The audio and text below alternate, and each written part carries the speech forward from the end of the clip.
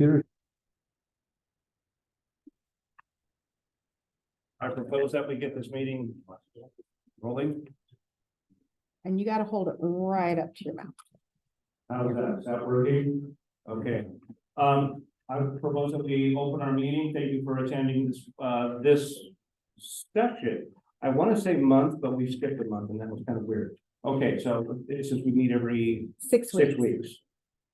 So, thank you for coming. This is District 3 West Side, and I really appreciate you attending tonight. We've got you can see by the agenda, we've got a few things on. By the way, my name is Brian Taylor, and we've got our assistant chairs here. We've got Sean and Brooke, and we have Ariana as our secretary here. We're the officers in the District 3.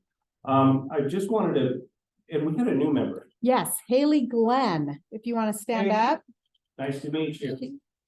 representing the Provo Bay Neighborhood. Congratulations. And welcome to the party. Haley, welcome to it. And I'm so happy you're going to be taking over for then Becky. No, Sorry. no, we didn't No, have any, we didn't have anyone from No, Provo, that's it. No, not she's Lakeview, isn't she? Yeah. Sorry, Lakewood. Lakewood. I'll get it figured out one of these days. Too many things. Provo Bay, that hasn't been represented in a long time. Thank you. We do need to talk, and we need to have another executive meeting, guys. One of these days. It's summertime. Okay. Anyway, do want to start off with our department topics, and we'll start with recycling, and then we will do this sustainability. Okay. And your name? Bryce. Bryce? Roll. Sorry, Bryce. Roll. Okay, Bryce. Nice. Here, you get the fun microphone. So Yeah. you can't have any paper. You got to stand up here. Okay, thank you. Okay, so, I wanted to talk a little bit about recycling. Want to scan that in? What we can and what we can't do in recycling, what can accept and what we can't accept. And so, I want to go through The regular slide? regular slide with David's page.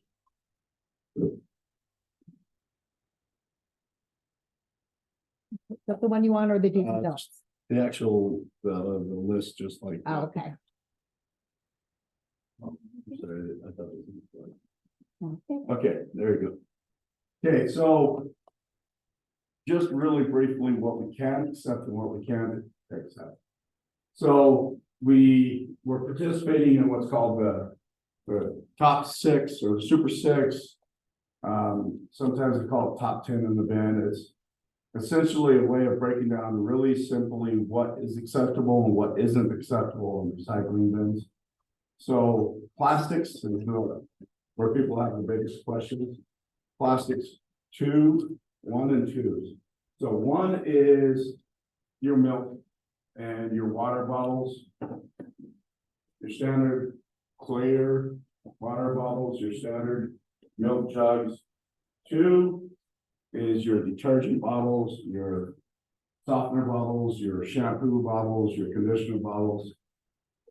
Essentially, 1s and 2s are anything that have a screw-on lid. So if it doesn't have a screw-on lid, then it can't go on the recycling bin. The Tupperware or the whipped cream containers that don't screw on, they can't go in the recycling bin. Your yogurt containers that have the little foil piece that comes off the top, they don't go in the recycling bin. So essentially, anything that has a screw-on lid generally will be able to go in the recycling bin. If it doesn't, it goes in the trash. Aluminum cans, that's pretty easy. Tin cans, we accept. Cardboard, what they call a chip box, which is cereal boxes, cracker boxes, pieces of paper, mail, all of that stuff is acceptable. What we can't accept, well, essentially that's it. So if you think about it, 1s and 2s, cardboard, paper, metal, chipboard, your tin cans, aluminum cans. What we can't accept, the number one thing that gets us in trouble with the recycling companies is plastic bags. So anything that's in a plastic bag, anything that's in a trash bag is garbage. They will not open it up. They won't look at it. They won't look in to see if it's clear. It goes straight into the garbage. The reason why, twofold. First off, it's horrible for their machines and their cogs on the belt drive and stuff like that on their machines. Gets in there, gets caught up, and then they have to cut it out. The other reason is, if you think about it, they have a conveyor belt running past them. If they pick up a bag, not knowing what's in it, and they open it up and it's filled with spaghetti sauce, now that conveyor belt is completely contaminated. So they're not going to even bother to open it up. They will just simply throw it away with its bag. So that's our number one problem that we have is bagged items. So we have, we actually have brought our contamination rate down pretty substantially, but that is still the number one item that's hurting us. Glass containers, you can imagine a cardboard box. Your garbage truck has a big packer on it that compacts everything. You can imagine a jar, a mayonnaise jar or whatever getting shattered as it gets compacted. It's going to embed all of that glass in all of the other material around it. So now the cardboard that is actually recyclable has glass embedded in it. Guys on the conveyor belts, they do have gloves, but that can still cut through their gloves. So that's another issue. Electronics, textiles, wax coated boxes, plastics 3 through 7. So again, the only thing accepted is 1 and 2. Shredded paper, big question. A lot of people ask shredded paper. Is shredded paper recyclable? Yes. Can it go in the recycle bin? No. The reason why, again, back to that conveyor belt, the conveyor belt, much of the system is a bunch of rollers.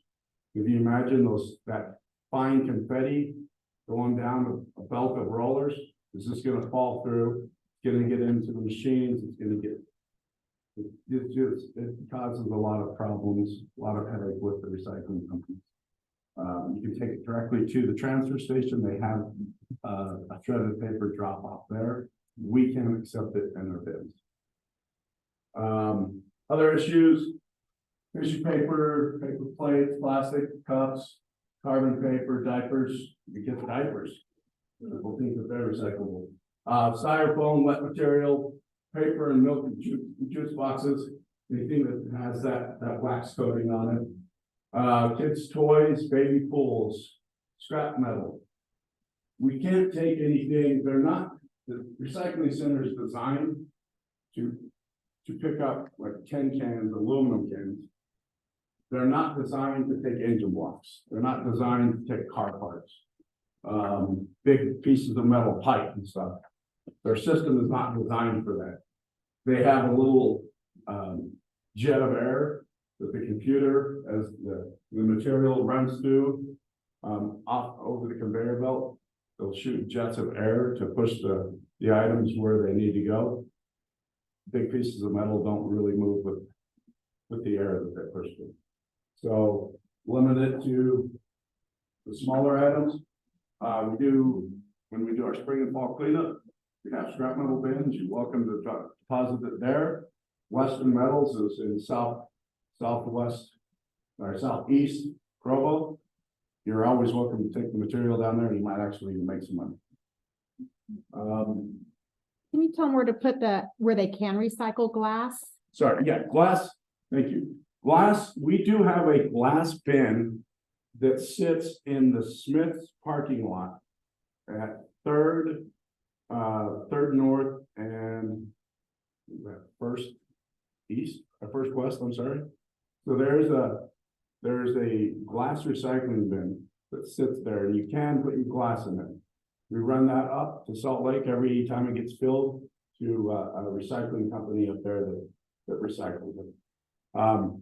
We only accept jugs, material, glass containers. We don't take panes of glass.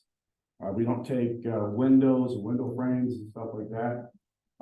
Because again, the facility is meant for small items. It's not meant for large items. Great. Any questions? Is it okay if the glass is broken? Soften, I mean, anyway. Yeah, so the glass gets shattered and shredded up there. When we dump it out, it sounds like freight trains going by because it's so loud. But yeah, it's gonna get broken. Okay, so put like glass from picture frame that got broken. Yeah, you could do that and deposit it, drop it in there. We've tried to limit the size of the hole that the bit and that you put it in, because we were getting boxes and we were getting TVs and, so we've limited to about the size of what you'd be able to put this in. Any other questions? The glass soda bottle, is there a recycling place for that, where you can get 5 cents for a bottle? There's no, so Utah doesn't participate in any rebates on glass items. So the best place to recycle it is just with the recycling bin. On water bottles and stuff, do we need to remove the plastic coating around it? Like, That's a question we get all the time. Do we have to remove the lids? Do we have to clean them out? No. If you toss it in like this here, they do have some type of sorting process. And they will be able to sort out most of the material. It's not that big of a problem. Same thing with cleaning. I've seen people clean it, trying to get a spot this big and span. If you ever go to the material recovery facility, and you watch in the back where they take the pieces that they sort, they have these big compactors that compact them down, and you watch this block of number 2 plastic come off, and it's just oozing green and blue and different color detergents and shampoos and stuff like that. And they're able to take that. Obviously, they don't want it full, but the little bit of residue it is acceptable as it is. Any other questions? Thank you. Thank you. Okay. Thank you. So, and you've got a presentation as well. Your name again? I'm Hannah Solzel. Hannah, and talk about sustainability. Yes. And the 1,000 colors. I'm Hannah Solzel. I'm the sustainability for the city, also long in planning. Talking about sustainability, there's a lot to dive in, and I know Bryce has the most interesting topic. We have a lot of questions on. So if you want to go to the next slide, these slides are published online. What I've done is just compile some QR codes with instructions. I highly encourage you to go check out some of these sites. Some of them are our water programs. We just got our rebate up for limited tourist pay with New York park strips. And some other discounts on smart sprinklers that can help you save up to 40% on your outdoor water use. Really great things in these water programs. This is the Sustainability Hub. We have a monthly newsletter. You're welcome to sign up for it. We've got recycling coming out in a couple of months, but it's a different topic every month. 1,000 trees is what I really want to focus on. We have an initiative in Provo to plant 1,000 trees. So far, we're at almost 400. And we are coordinating with neighborhood groups. If you guys want to do a tree planting in your neighborhoods, we'll provide the trees, you provide lands to actually plant them. And the council will help provide some matching grant funds. These are eligible for council's matching grants. What type of trees are you providing? They're matched by our city forester for the specific soil and water needs of the location. So we'll need to know the location in advance. We are planting larger trees, however, around 4, 3 to 5 inches, about 4 inches in diameter each trunk. Which means the holes of planting are pretty big. It generally takes 3 to 5 people about 2 to 3 hours to plant one tree. So we're moving pretty slowly, but we want to make sure that these trees really have a chance to survive. So we're planting contextually appropriate trees in each location, using our time to do the research. We're planting larger trees, and smaller ones have a less chance of survival. The only reason I ask, I apologize for interrupting, that when you say appropriate trees, I mean cottonwood, I'm sorry, you drive your neighbors crazy, okay? Quaking aspen, you'll destroy an entire neighborhood. Okay, I've seen what our neighbors have made mistakes, and maple trees, they'll die within 2 years. So Our city forester has a degree in this, has been doing this for years, has a good background, good survival rate for trees. We also aren't doing these plantings until a little bit later in the summer, getting into early fall, because it's too hot. The trees have a higher fatality rate. no fruiting trees?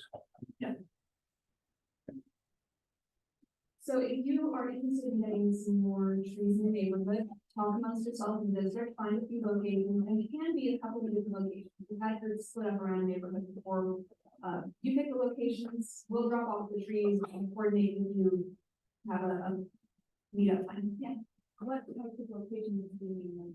A residential location, a park?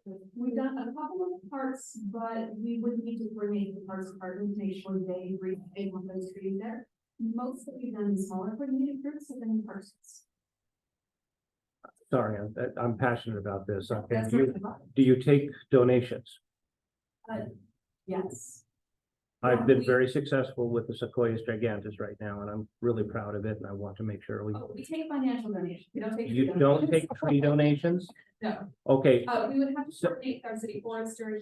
He authorizes all the tree. I handle the financials. okay, so do we also, can we call you up and say, I planted a tree this year and add that to your? We'd have to talk later. We've never had anybody suggest that. I've got 3. The individual instances, because it's city initiative. We're not counting what you do.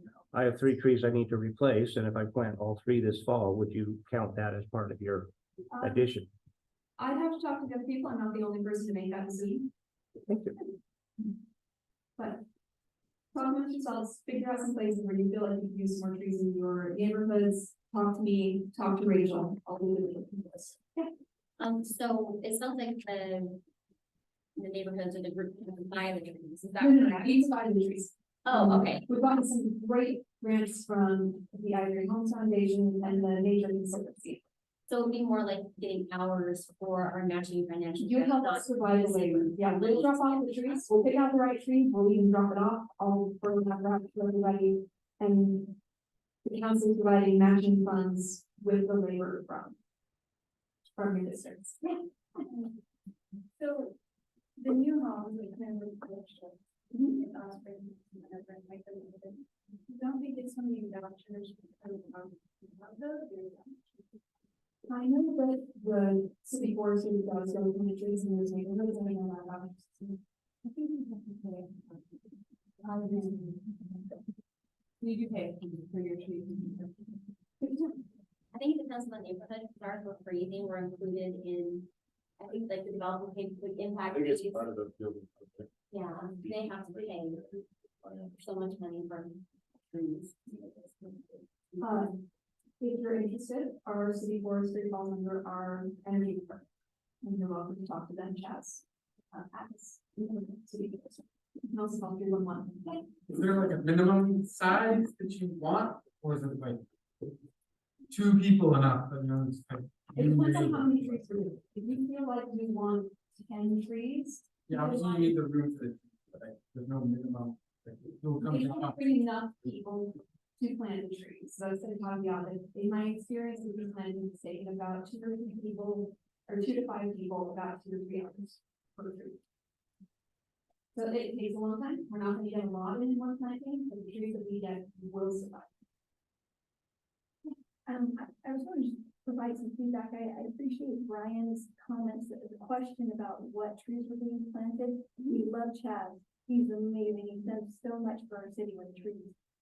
We were surprised in 2016 at Westridge Park, they call it the Rotary Park.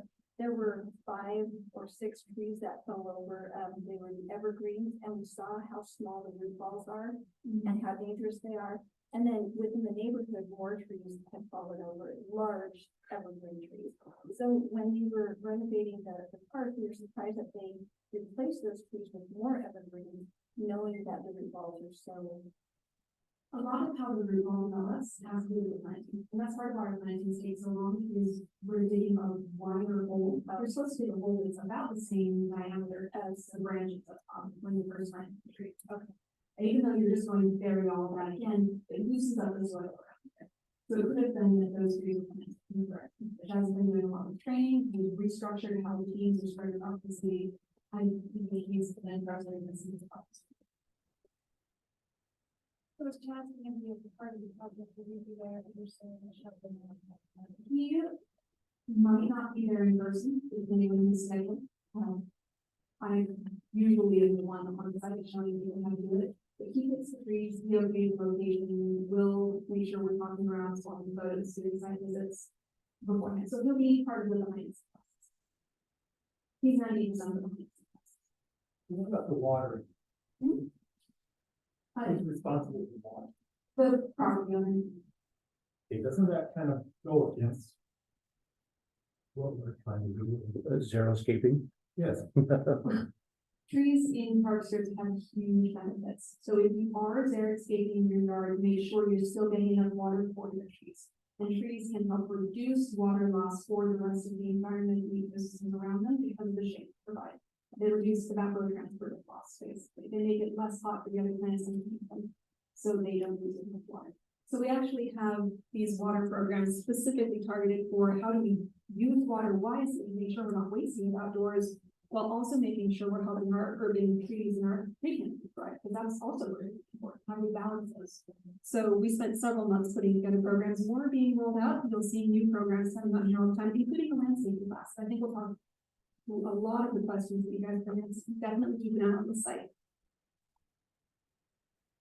Sorry, that's more time than I meant to spend. If you have questions about 1,000 trees, feel free to email me. My email's on the last slide here. You can also look at Hannah Salzwell, call 311 and ask the sustainability coordinator, however you want to get a hold of me. The one that I'll point out here, this QR code goes to my email address. Also, the other QR code on the 1,000 trees. This is the email me. The other QR code went to the website of the 1,000 tree page, or for the 1,000 tree initiative. This conservation resiliency plan is coming up to the council for a public hearing and vote on August 1st. I'd love any input you have on it. It's currently on Open City Hall. Check it out, talk to your council. If these ideas resonate with you, or if you have better ideas, we'd love to hear them. August 1st. Really interesting. And again, here's my contact information. It'll be in the published slide deck. Okay, awesome, thank you. Thank you, Hannah. Yeah. And Hannah, would you be available to come if the district wanted to have you come just present on 1,000 trees and maybe give more information on that later in the fall or anything? Would you be available? Sure, if you have questions about our green exchange rebate program for air quality or any of our water programs, happy to talk anytime, whatever you need. Do you offer pruning classes and tree management? I'll send you some YouTube links. So you don't, so you No. don't. Okay, no, I love fruit trees. I've got several that I just think that a lot of people have fruit trees that they're scared away from them because they don't have food. They don't know how to take care of them. Actually, that might be covered in our landscaping class that we're putting together. We'll have a class for people to learn the information we think is important. We're also going to have a Q&A session. It'll be our urban foresters, people from our parks department. We're working on getting someone from the USU Extension office down here to help answer these questions and make sure that your yards and your green spaces are thriving. So you're nourishing the trees in the proper way. Soil health is foundational. Yeah. So keep an eye on that water program's website for updates. Thank you. Thank you very much. I did want to shake things up just a little bit. I apologize. I know we've got Garrett Seely at the very top. Could we please start with Ryan so he and his wife can take their little baby home, and I apologize, want to throw them at the front of the line. Ryan, come on up, I want to be mindful of Babies are the of best. being a new dad. Yeah, babies sort of run the show here. Do you have a presentation with Rachel, or are you just gonna talk about your development? I'm just gonna kind of talk about There you it, go. and I got some maps, and if you wouldn't mind taking one, Pat, I like figured out how to do it on the printer. Did you get a copy of his map? No. So, actually, I'm one of them, so, yeah. Perfect. So, kind of just wanted to talk about who we are. My name's Ryan. I'm not gonna use this. Can everybody hear me? Is that okay? My name's Ryan McCoard. Back in 1989, my grandma, McCoard, she's here tonight, and my dad started Sunshine Greenhouses down on 3110 West, down by the Provo Airport. And at that time, it was just a tiny little greenhouse, just a couple greenhouses. And over the years, as they've built it and as they've done what they've done, we've been able to kind of grow it. And now we do a lot of we do the Smith marketplaces here in Utah, and we supply the flowers for Fred Meyer's up in Idaho, as well as like a lot of the IFAs around here. Yeah, and so through that process, we've, as farmers have gotten older and decided they no longer want to farm their land, we've had the opportunity to purchase a lot of that land around us just because it was advantageous toward us. We thought, hey, someday we might build greenhouses on this property. Over time, as Provo City put that big road through the corn maze down there, it partitioned a piece of our property off, and if you look, it's in the square. They partitioned that part off, and so going forward, our thoughts are we're never going to really be able to build greenhouses on it, and so we're looking to build. If you go to the other side, these warehouses on. And I tell you kind of that we started, that they started the greenhouse back in 1989, kind of for a reason. They've always had a mentality. We've always had a mentality of doing things ourselves. We've had a lot of people come to us and kind of say, hey, could we develop your land? Could we do this? We've had big companies come and do it. And, our thought process was, hey, we can do this ourselves. And I would say that because, we can do it ourselves. I think it's more of the idea that we're part of this neighborhood, we're part of, here. I mean, if you look at that map, my dad goes to bed 20 yards from these warehouses are going in. So this is something we're actually part of. It's not something that we're not some outside developer that's coming in and just saying, hey, this is what we're going to do and this is why we're going to do it. This is what we think is best for everybody, for the city, for us. I think it brings a lot of opportunities. And yeah, I mean, like I said, I'm just Ryan McCoard. I'm in a lot of these meetings and we're talking with city planners, we're talking with architects, and a lot of the stuff that we're going over, it's a learning process. And I just want to reemphasize that we're just part of this neighborhood, right? And we love being part of this neighborhood. I've grown up in this neighborhood and I'm just really happy to be here. With that being said, any questions? I mean, it was kind of a lot that I just threw upon you guys, but any questions that you guys got? Just what I'm getting my bearings. For sure. Is this where right now the landscape materials Bingo. area is? Yeah. So it's down, so the old 3110 West before they built this road and Center Street where they cross. What will the houses be used for? So we're looking to rent them out. So we're looking, the size of them is about 5,000 square feet. So that's not huge companies. That's a lot of plumbers. That's a lot of, small businesses is kind of what we're looking at. But again, we don't know until we actually lease them. Are these going to be designed much like what we see at North Linden or in the Linden area by Cooks with the large tip ups that they have, or is this going to be smaller? So I think it's going to be a little smaller. I think that we're going. I don't know if you go down this road right now. There's some warehouses being built farther down to the road, and even those are a little bigger than what we're thinking. We're gonna go cinder block. We're gonna go a little shorter if this all goes. Okay. I think it's gonna go. So, yes. Is it possible to put the parking on the inside so the buildings are on the outside? That's a good thought, right? And so what we're doing right now is we're getting zone map approval, right? So we're just getting the zone change. This is what it's gonna end. we're gonna go through a building plan process with the city and where we get the building, you know, the building permit. And so this is just kind of a general idea of what we're thinking, but for sure. Anyway. How does zoning at airport industrial differ from a commercial? So airport industrial, just it's a zone that the city has come up with for that area of Provo down by the airport, just to encapsulate activities that might be related to the airport, right? So industrial, so it's different than industrial in that it applied, and you know, maybe Aaron might be able to answer that question better. I guess what would be the difference between airport industrial versus an indifferent industrial zone? Light industrial? Yeah, so it's very specific to airport related uses and scale. So lowered heights from other industrial because of the airport. There's design standards that got adopted with it, a very specific look to the area around the airport. So we tried to tailor it to the airport. We worked with the airport management team, Brian Torbeson, and came up with this kind of specific zone that differs a little bit from any other industrial in the city. Is this contiguous with other airport zoning? It's general plan too. So it wouldn't be currently, but in the general plan, it's part of that airport related function. It's very little bit, it's zoned airport industrial already, but it's planned to be that in the future. That's what the general plan is pointed. And that's, does allow for a pretty good variety of. So it's all, commercial so and this is industrial uses. eventually is all gonna be A1.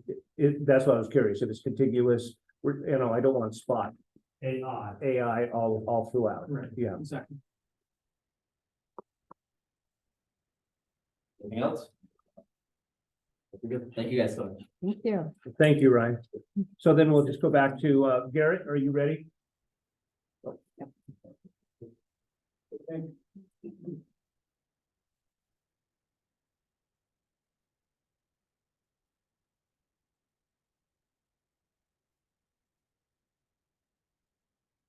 My name is Garrett Seely. This is my partner and them over here. We have the Waite property, if you know where that is, it's off of Geneva Road. The Waites have owned this property for 35 years and they've come to the point where they've decided they need to sell it. There's a couple of challenges with the Waite property. Number one, there's a large power line, a transmission line that kind of cuts the bottom half, if you will, the west half on an angle. And then on that other side of that, there is a large wetland that's existing. And so what we're asking tonight, it's already zoned R18. And what we're asking tonight is doing a PD overlay. And PD stands for Plan Development Overlay. So in that zone, we take the 16 acres and we say, if we didn't have all those issues there, 16 acres would yield 56 lots as is. And what we're doing is just condensing those 56 lots to twin homes to the usable side. So we're not disturbing the wetlands. We're not, you know, underneath the power lines. We're going to just move those up and put them on the usable area. We'll connect two roads. So I don't, so there you can see the power lines running there. And then this area is the wet area. Oh, what's that? It goes up too. Yeah, it goes all the way down. You can see it. It goes up. We will have to get a 404 permit going to connect to this road here. We'll have to go through that wetland to make sure that there's connectivity. And then we also have another road here for connectivity. Explain what you mean by a 404 permit. A 404 permit is a permit that goes through the Army Corps of Engineers for the displacement of the width of the road to connect right there. So we either have to pay to displace those wetlands or create the same amount of wetlands on site. So that's to mitigate that issue there. However, there has been a recent finding with the U.S. Supreme Court that just came down in June, talking about isolated wetlands.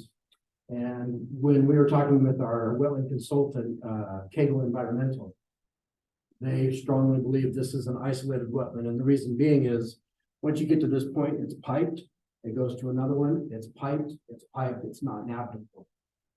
If it's isolated, then all we have to do is connect the road, which makes our job a lot easier. But that's neither here nor there, that's just more time and process for us. They won't have an official language ruling until September of this year. Yes, ma'am. Okay, a couple of questions. So what if the tax is from being sold off and developed later on? First question, and then what is it to do with it?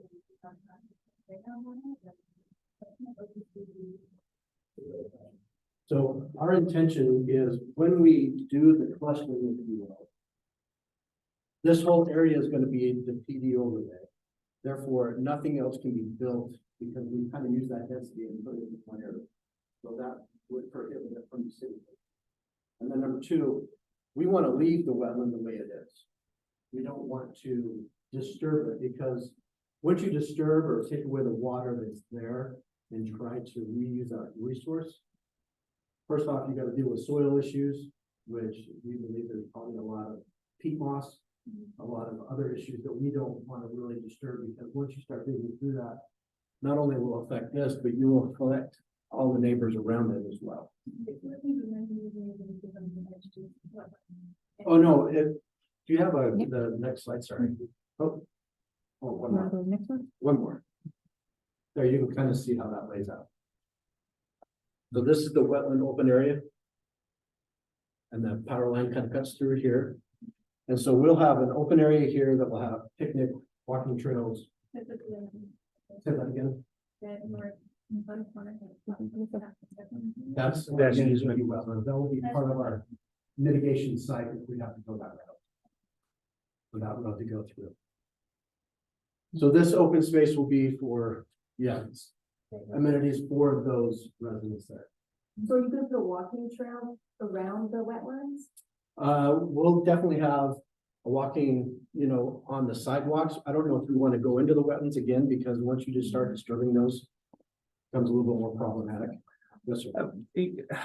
I have a zillion and a half questions with regards to how is this going to be managed? Is it going to be nothing but a mosquito trap, or breeding ground? What's It currently is right now, right? Right, so abatement that comes through already. so who's then responsible for managing that piece? This will all be managed by an HOA. And that's why you're going for the PD. Correct. So that the HOA, the residents that buy the property here will then be paying for weed abatement, mosquito abatement, Correct. Mowing, water different things to management, keep it all runoff management, and keeping it clean in general, so people are not just throwing trash into it. That's exactly right. Okay. That's exactly right. Does that mean it's going to be restricted passage through the neighborhood since it's HOA, or is it going to be just open to public traffic? Well, the roads are all public. Right, but so it's not going to be restricted entrance. Okay. So it'll be city with, they won't be. That's correct. That's correct. Curb gutter sidewalk, all of it. That's correct. Increase the traffic. So that's It will help a lot with traffic. right now it's a dead end street, which is great for my kids. Oh. Yeah. Understandable. Yeah. Understandable. So that piece you're gonna use to mitigate the wetlands needed, if you don't have to mitigate the wetlands at all, would you do it? Good question. I mean, we can do a letter, we can sod it, however, we want to kind of get away from sod. So you're not gonna build like one side, No, even if it's open space. what you see is what we're doing. We're not asking for increased density. Yes, Will they be they'll be for sale? they will be. Are you gonna do anything to mitigate being bought up by investors? No, we haven't really thought about that, have we? Since you're an HOA, sometimes CCRs can have a thing where, only two people can buy it. You can put that in there, but I believe that that's actually goes against code for the city of Utah.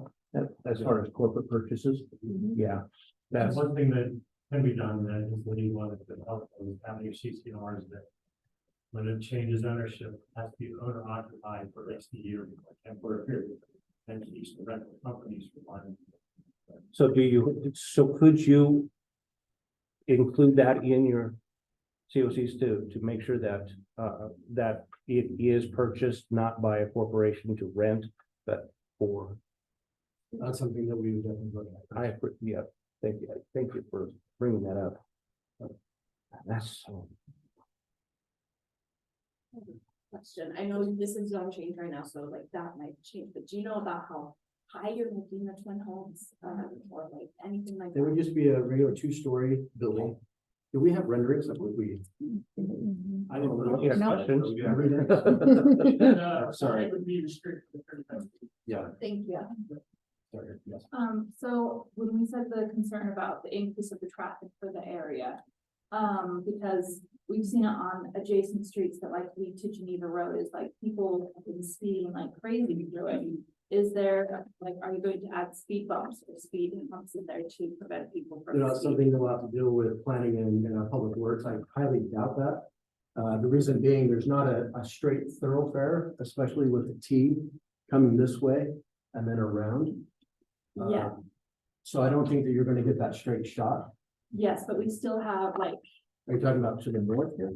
yeah, well, because we're in that neighborhood, so like the street next to it, even though it's also not a street, To the, Well, with so many connections there, they're gonna have the famous Provo inverted speed bumps. Yeah, the drainage. that's true.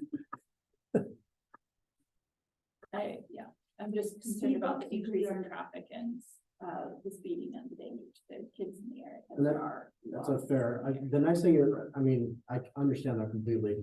When you have a contained subdivision like this, the likelihood of speeding and it's gonna be more traffic. I'm not denying that at all. But speeding, I don't think is going to be an issue just because of how tight this site is. You know, if it was long and narrow, it'd be a different story. Is, Bill, do you know if, traffic study is required in control? I know different cities, it depends on how big the site is, when they require them. I don't remember seeing that as a requirement of this. Yeah, I don't think it would be a requirement. Sometimes developers do that voluntarily, because that's kind of direct impact on your street impact fee. So Right. sometimes developers do it in order to hopefully lower their street impact fee. But I agree with what the gentleman is saying, as far as discouraging heavy traffic and slowing traffic down. This is a pretty good street design because of the turning movements. This will force you to take, to get through the subdivision. There's a lot of intersections. It's actually, I think, works pretty well for those concerns. Also, the new street standard, pushes in at the crossings. So That's exactly right. And you're also, when you look at this, the way this is designed, those power lines come across. You see that diamond right there? There's a large power pole there, right? And so when you come in, you're gonna be staring at that, which will slow people down. It's gonna slow them down and push them around.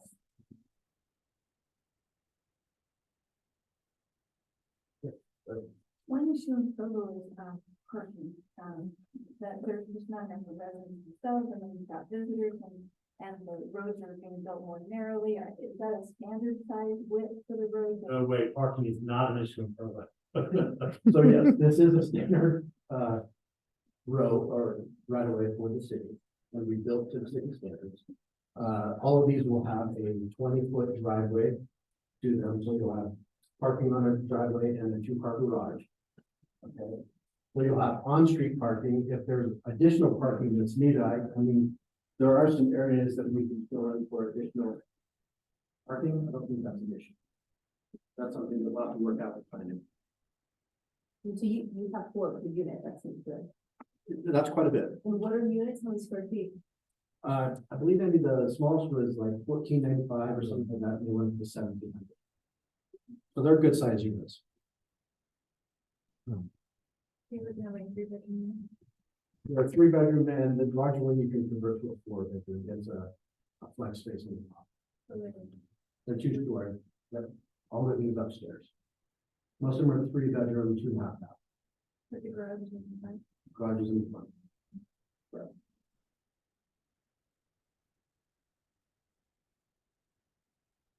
Any other questions? I love that you're leaving the wetlands, that's really nice. Yes, thank you.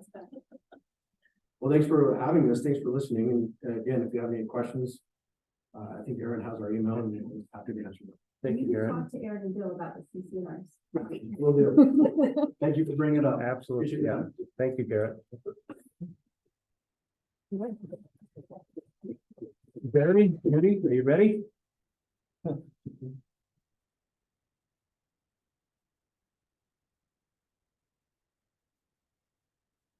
Okay, we're gonna bring up the zone map amendment first, and then we can go to your presentation.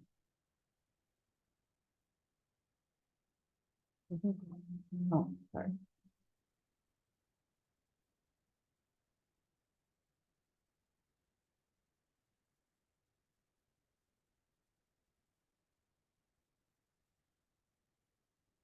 I didn't have one. I have a yellow one. Oh, there we go. One you wanted? Okay. Okay. You ready? Mm-hmm. Okay. We're here tonight, is this on? Should be kept at the top. There we go. Yeah, you're on. We're here tonight to talk about a zone change on our property at 358 South, 2470 West, 158 Grand Blue Dot. But before we get to that, I want to just update you on why we're asking for this zone change. Were you ready? Or my So, thing, or we're gonna do talking about the zone amendment first, and Okay. then do your presentation afterwards, so that way the planners. so we, right now, our home is here. And it's on this one big, almost 5 acre lot. When we built our home, we were required to have a half-acre zoning. When we built our house there, but we had no desire to subdivide. So we just had all our property connected to our house. So our desire is to make this into an A1 zone. That would be the same A1 zone as the other property there. Any question? So that's what I was, talking to Aaron about harmonizing the two. You've got A1 on one side and RA on the other.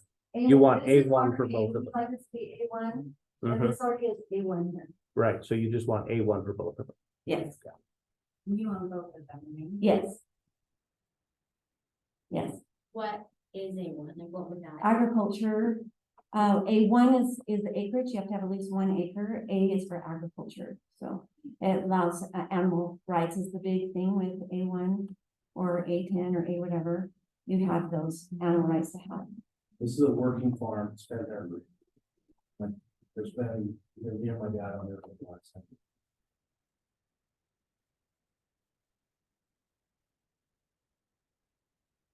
Okay, is there any questions on the actual zone change? I think everybody's for that. Okay, we will let the planners go.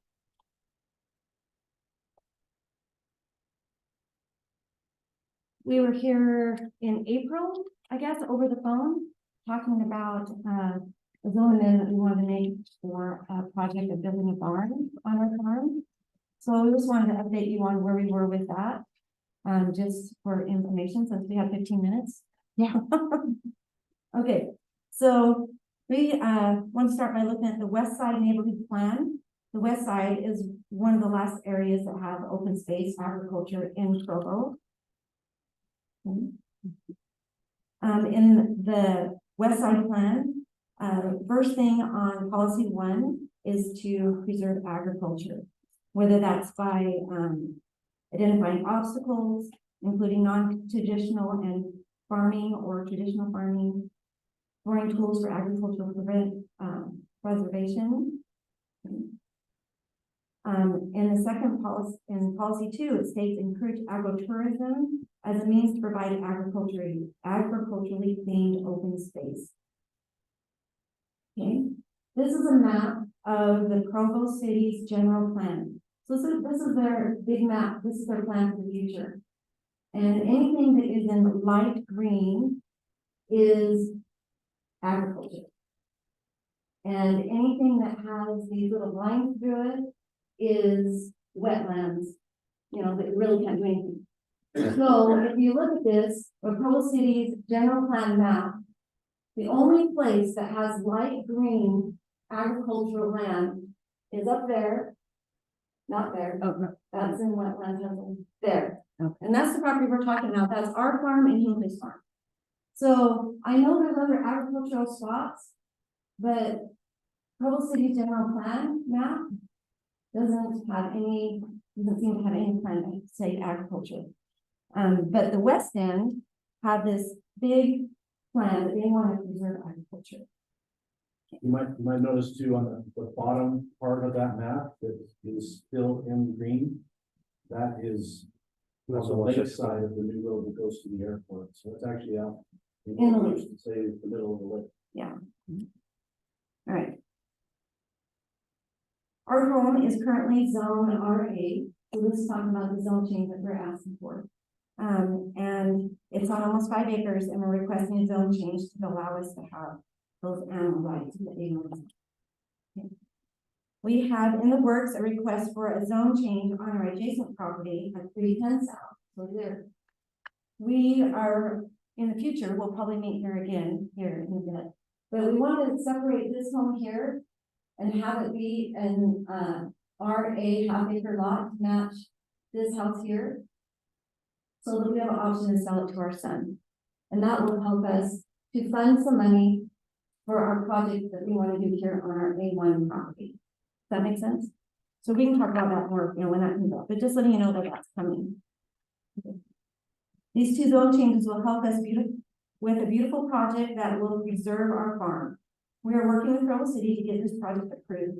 I would like to let you know a little bit more about this new project we call the Finch Family Farm.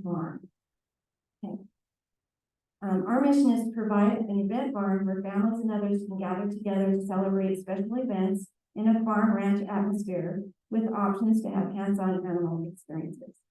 Our hope is to implement agritourism and agritainment as additional revenue source to help ensure continuation of Finch Family Farm, while at the same time improving and enhancing our positive impact in the community. This is the area on 310 South where we're going to build our beautiful barn. Okay. Those old buildings are going to be removed, and this beautiful barn will replace them. Okay. This is the view from above. I'm sorry, it's blurry. The other page is better, but go ahead and go. So this would be the barn, and it would probably be more straight. That's the one picture I have to make an example. We landscape the back, and we take out this big silo that's here and put a parking lot there. This would be our petting zoo barn here, and then we would implement some petting zoo ideas throughout the landscape. Okay. Let's see. We're working with the city to resolve problems and concerns that have come up with the city, and we're coming up with conditional uses. We're asking for a zone amendment so that we could put this commercial barn, event barn, in an agricultural use. And so these conditions are set up to protect the community and to address their concerns. So the concerns that I came up in this meeting in April and that we have, I think, resolved is all parking needs will be met on the property. Sound and vibration will be contained inside the barn. Security and additional staff will be on property as needed to provide safe and secure activities. The barn will be agricultural in design. The project will be 1 acre of our 1 acre of 9 on the property. The remaining 9 acres will continue in their agricultural use. Lighting will be similar as the church and school next door. And with a single point access to our property, we'll be able to control who comes in and goes from the property, making it easier to control traffic ingress. And increased traffic into the property will be minimal, similar to a Sunday morning. We feel this will be a positive change for our community and neighborhood. Oh, go ahead, sorry. So, having this event barn can help preserve a 70-year-old small family farm, making it a pocket of agriculture in a near and residential area, fulfilling the goals of the A1 zone. Offers a destination can help connect people and families to a working farm. It beautifies an area that is currently agricultural but not very attractive or appealing. Provides a large agricultural flavor event center, which is not found currently in Provo, but is found in surrounding cities. Offers a venue for church groups, large families, and hold special events. Enhance safety for school kids by parents are providing a gate at the entrance of the working farm. And eliminates dust from blowing from the farm to the property because that front entrance will be asphalted. The barn building will be a post and beam construction. Okay. And the design will be beautiful and functional and will be designed to keep noise inside the barn. We plan for a gazebo and a grassy area in the back. Okay. And plan for animals to be included in the landscape. Okay. With petting zoo and other farm life experience. Next slide, you can go. Oh, okay. Go. We want the farm experience to be part of the activities that we have in our new barn. We desire to provide an event barn where families can be gathered together to celebrate special events with a farm ranch atmosphere and options to have hands-on animal experiences. Implementing agritourism and agri-entertainment as additional revenue source, while at the same time improving and enhancing our positive impact in the community. So we were here to talk about the zone change for our home, but it's a little bit more than that to us. This is the first step to a continuation of saving our farm. So, question? We have a little flyer in the back table. If anyone wants more information, they're welcome to call us. They're welcome to email our city council. We have a meeting coming up on August 1st where we will present to them. And if you feel like it's a great idea for our community and for our area, feel free to send them an email. I would just add, again, I'm Judy's husband, but, we feel like this is we live here our whole life. We feel like this is completely in harmony with the long-term plan of West Provo. If we would add more time, we could have really showed you the things that we're in agreement with in that long-term plan. The staff and the planners, zoning have been less than helpful and less than enthusiastic about this. So we've got a no and a no going into the important meeting, which is the next one at the city council. So if this sounds like something that's worthwhile to you, I would ask you to take our flyer and email. We've got an email note on there. I think it would be important to I know it's important. Preservation of farmland and things is important because as you read the plan, every item talks about preserving agriculture. But when you come to the city, they don't always want to say that. And so they're going to go in and give us a negative recommendation at the meeting. But if the members or the community and friends and family and everybody are voicing their opinion, I think that would carry a lot of weight and we'd appreciate it. We live there on the property. The first thing we did as we started our research was, what kind of building do I have to build to not negatively impact my neighbor? How can I not vibrate her to death with the bass? How can I not have sound going all over the neighborhood? Post and beam is an expensive build. It's about as expensive as you can do. This will not be a cheap property, and therefore we're going to have the best insulation. We've talked to the builder about adding additional stuff in to keep sound in. We'll have the double doors like you have at church where you go out one and then there's another door.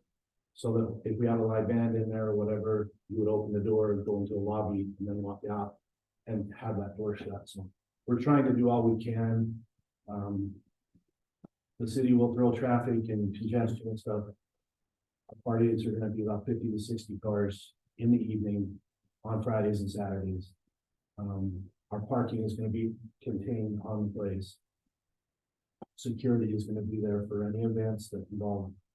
We won't have alcohol served there, but it would make any future projects like this subject to these same rules. So if there was alcohol, it would require security. If it goes past 10 o'clock, security. If it has live music, security. So we feel like we've done about all we can. We can't offer any more to the city. I don't think there's a single person here that funds your desires here for your build objection at all. I think it's a beautiful, beautiful plan. I think it's the right thing to have. I think it's a beautiful concept, but on the west side, in fact, it would just make us all very proud to support you in this. It's the manner in which that you've looked into the conditional use that would allow other A1 properties not to be as respectful as you. That's what we're concerned about. And I agree with you. Your bill here is beautiful. Every project in the future would be subject to the same mitigation. Same conditional uses. That's what we don't know yet. I have not heard from the I would say respectfully that you're concerned about. Don't I'm not say concerned we. about. Don't No, say it would. we, because I'm not. Well, I understand that, but It that's sounds like what, you're that's speaking what for the has board been and conveyed so- to us by Yeah. the development, by the, development. That once you open a conditional use permit for all A1, it allows everybody to have this type of edifice. All those conditional uses are, that's what they're there for. They're to protect it. So if all A1 in Provo wanted to build a beautiful barn with all those conditional uses, I say go for it. And Well, frankly, there's stipulations, frankly, 90% there's a difference between conditional use and stipulations. in a flood. And I don't know that the conditional uses come with stipulations unless they're written into this conditional use. I'll check into that. All those things that we listed there will be written. Well, We've gone through 2 planning committee meetings. Becky, Terry, Yeah, watching that last planning commission meeting, things too, and not have alcohol at the agenda. some guy did. Some guy came up, I don't know who he was, and he made an appearance and said that and went exactly on. The guy with beard, Yeah, I don't know who he was. okay, he's right under Bell, so he's the deputy, he's development services. What did he do? He's the Assistant Director of Development Services and also over Economic We Development. will not be serving alcohol in our venue. We won't be selling alcohol. If it's not building, then you don't, you know. Right. It's obviously a problem with on Utah or whatever. So, that's not our. But in an effort to try to mitigate people's, response to that, we put it in there. Okay. And anybody, if the law ever changes, they would still be beholden to this requirement on a condition. So, And we have a, maybe, I was gonna say, Becky, you probably speak better to that than I can, but I understand how it's written for a conditional use. Once you make a conditional use for a rentable venue, where does the stipulations for that conditional use exist? So what I can tell you is that was something that planning commission was debating on. And from what my understanding is, they prefer a subzone to the agricultural zone rather than a CUP. And that's what Aaron is saying, so he'd much rather have an agro-commercial, mixed use, zone. Yeah, but planning commission was what, 4-3 on it? They 4-3. were very. Well, there's a reason behind it, and this is my understanding, okay, I apologize, I'm just saying. The reason that I'm understanding by community development is that conditional use does not have stipulations. it does, that's And that is where- it's that's written what- right in the amendment. It's written right in the amendment. It would say amendment, meeting hall for rent, boom, A, B, C, with all the mitigation. I will follow over there on that. So that's the way it's. If that's the case, They have to and meet if those we can conditions. write that into it, then yes. That's the whole But purpose. again, I'm very supportive of your project. I absolutely want to support your project in every way. And I think that it behooves everybody here to say how amazing this project would be for the west side and for Provo in general. Can I just think it's mention, absolutely the right thing. there's only 2 farms in all of Provo where the operator of the farm or the owner of the farm makes his entire living off it. Me and the guy next to me, Mr. Hinkle. Our farm that I've run my whole entire life is going into 100 acres of bulk. So we got impacted with the new project the city's doing, and I'm fine with that. But it puts me in a position where I have to say, I either sell to a developer or I find new agritourism ideas, which the long-term plan supports and says we should develop. And so that's what we're trying to do, and this I've been told my whole life I should do this, and I've thought about it seriously for about 5 years, and it seems like for our family, it's the time to do it. Well, once we get to this past the development stage, I definitely want to start selling, slots for when you're done, because I think you start booking out before you finish the place. Absolutely. It's a wonderful project. I think that, I think it would be a great addition. August 1st is the meeting, please show up, Is city staff against the zone change? what's that? They're not against, they're not against the zone change.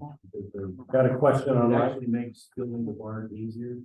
Because it would Oh, only, for this meeting? Yeah, they suggested it, because it says it was an RA, and then it's an RA and A1. They just said, I said, well, we're willing to go A1. And they said, all right, that'll make it easier. And so it makes, they're pro for this A1. it makes the amendment only affect the A1 zone as opposed to A1 and R. Yeah, so, but. Then you just have to. Uh-huh. Yeah, Which is the original? Rachel's got a question online. they're against The the conditions. amendment to let us build the barn. Yeah, we've got a question. Okay, we've got a comment online. This is from Matt Peterson. He said, I'd like to see the specific wording that would be statute regulate noise, which others would be bound to. And he said, I'm also worried about others and not the current good intentions and verbal commitments to build a high quality building. So, yeah, we're definitely gonna, I'm gonna follow up with Aaron, so on how stipulations are applied to conditional uses, okay?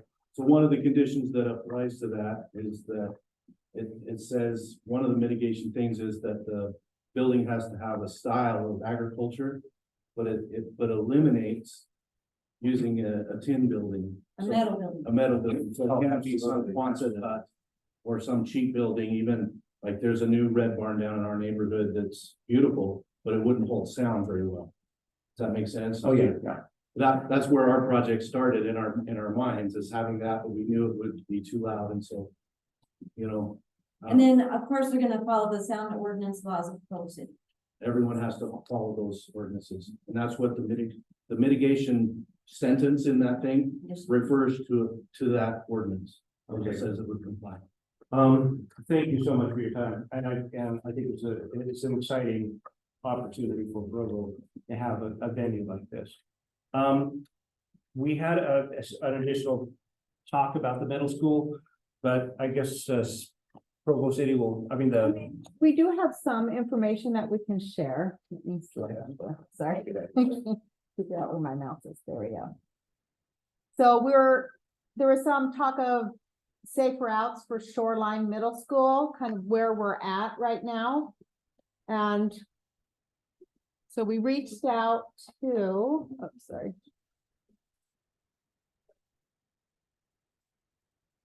So Vern Kiesler of Provo City Engineering, let me grab your, sorry.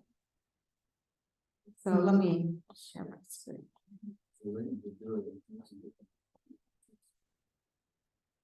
So he says that he has met with the Dixon Middle School about Shoreline Middle School.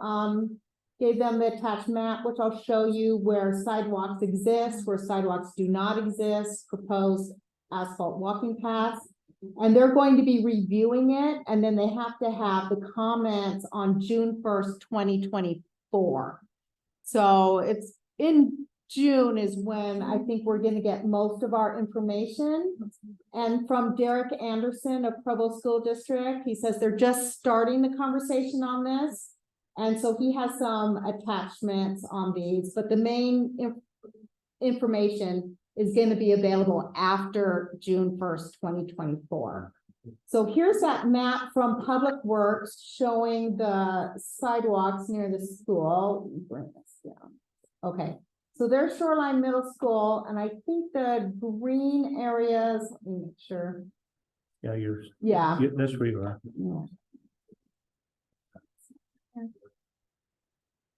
So the green areas are the proposed asphalt paths, and the red is where there isn't any sidewalk.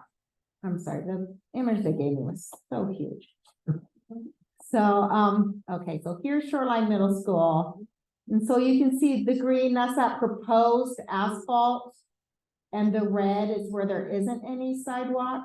And I think the yellow is where there is sidewalk, so it looks like they're getting to have some work to do on that. And then this is from the school district talking about busing on that. And so they're showing the red is the bus eligible zone and the green is the 2-mile walk zone. Rachel, Yes. my very good source on the school board said we were able to find that third bus. Oh, So everybody north of the track should be bused. So that may even change. Oh. their school. nice. A lot of that was driven by this bus for track. Yeah, I know there's been a lot of concern on that. Let me see what this next slide is. I think that's just showing kind of where the students are. So bus eligible, walk, okay, so that walk zone north of center, walk zone south of center. And then. So I think this is just more statistics, maybe current, but it looks like that's probably going to change. Is that right? That's the current. Is that the current one? Term peaks in middle school. Oh, okay. And so, and then this is just talking about funding.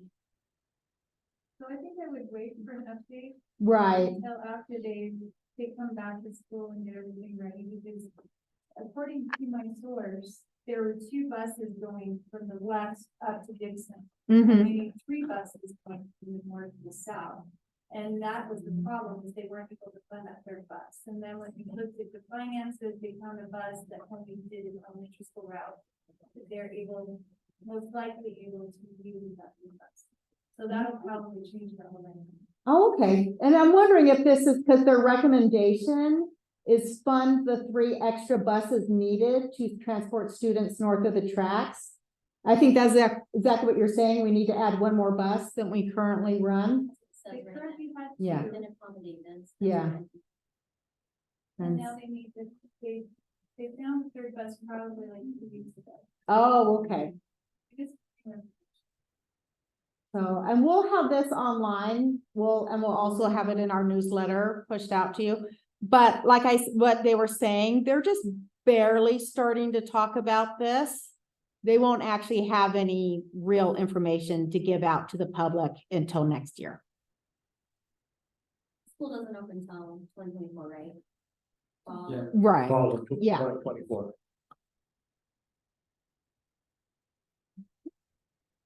We have our public comment. Is there any other things that we need to come, bring before the district meeting? Yes. Update on our matching grants that we voted on. So I met with, do you want me to- Like it, at least. I met with James Corby, the Parks Department, and we went out to the, is it called the Lakewood? Okay, the Lakewood Park, and talked about a place to put our cement slab and our picnic table there. We even talked about potentially, depending on like how much money we have, maybe adding some seating, some benches that are actually in the shade, since right now all benches are in the sun. So anyway, we talked about it for a few minutes. They said that they were gonna go ahead and get back to me. They had to just turn on the sprinklers, look at where they were, depending on, but we're looking at putting that cement slab on the north side of the park, if that makes sense. There's 3 shade trees right there. On the other side, there's like 1 tree that's mostly dead. So we're looking at that other side of the park to do the cement slab and the picnic table. So they were gonna get back to me and just kind of. Can I throw something out? Yeah. So the major concern, and one of the big reasons why the playground equipment was moved, is because the north end of the park is too close to 500 west, and little kids like to know. Getting to 500 west, especially with the traffic, is a really big concern. So if they couldn't push it south, even south of the playground equipment, that would probably be better for a safety perspective, right? If you're looking at a family, something saying, maybe they could plant some more trees.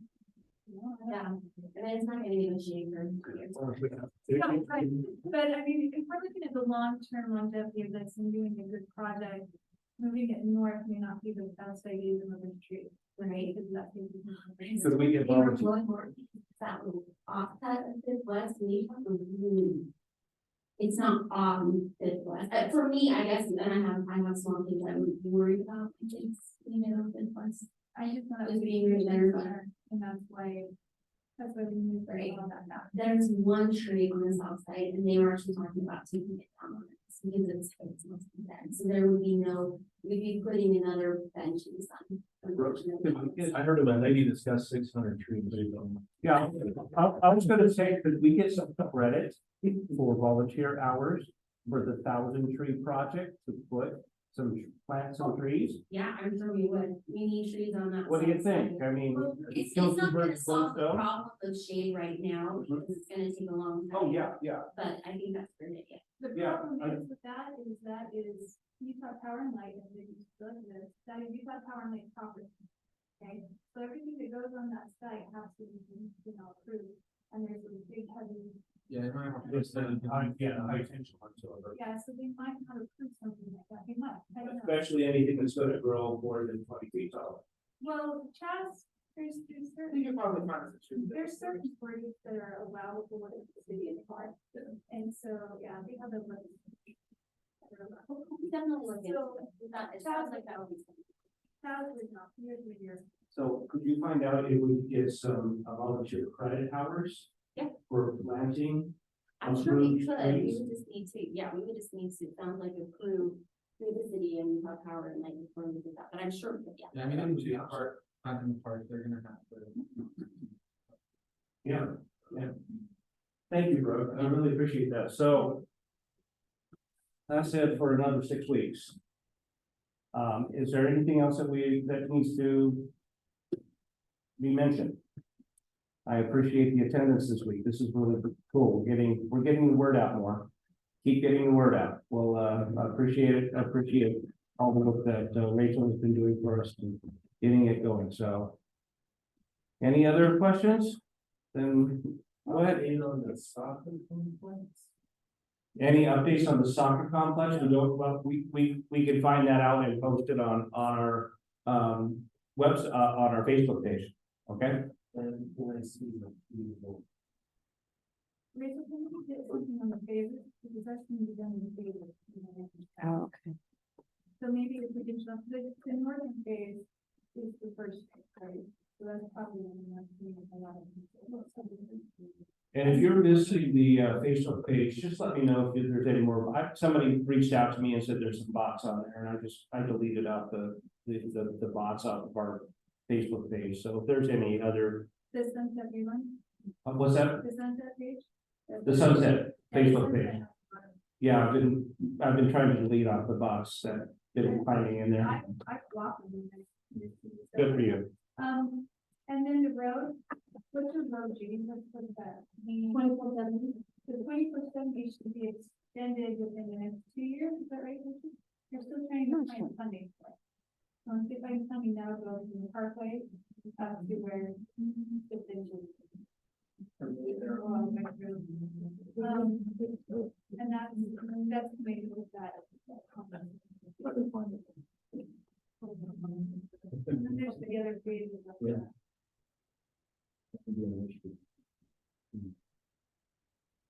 So Sean, you wanna run the meeting next time? Anybody else? Anyway, thank you very much for your time tonight, and we stand adjourned. Okay. Thank you. Awesome. Thank you. So usually when you